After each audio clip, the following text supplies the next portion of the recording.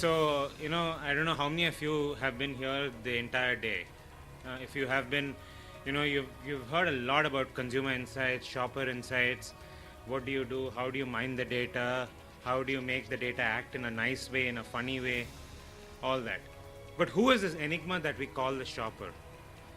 So when Agnel told me about the topic, I said I want to speak about this because I want to explore who is this guy or girl we call a shopper, and we are saying that it's a smart and savvy shopper, and I don't know if and all of you would probably agree that all of us are smart and savvy shoppers.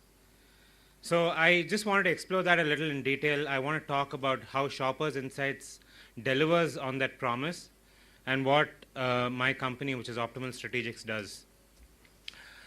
So some characteristics of the smart and savvy shopper. I don't know if you can read this very well at the back, but many of the points you can identify yourself as. You're a global citizen, not necessarily the fact that you've traveled to 35 countries around the world, and you have airline miles to show for that. It's just that you're a global citizen in terms of the way you approach things, the way you talk about things, the way you think about problems. The smart and savvy shopper, they know what they want. You can't fool them with saying that, this is a great offer, take it. It's in the traditional, it can be modern trade, it can be traditional trade. The customer or the shopper knows what they want. They have immense buying power. So they're not going to come to your website or to your store to fool around. Part of it might be, getting to know what the product is, but they're coming there to buy. They believe in diverse forms of payment. Cash is passé now. Nobody cares about cash. Though in the rural India and smaller parts of India, cash is important.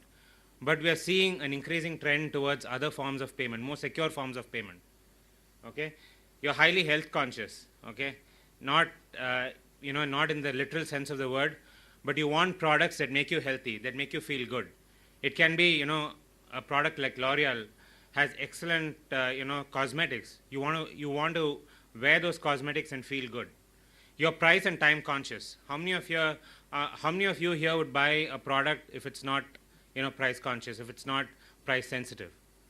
You have access to information, the biggest tool that all of us have. All the presentations have gone through this. You need to have access to information at the right time.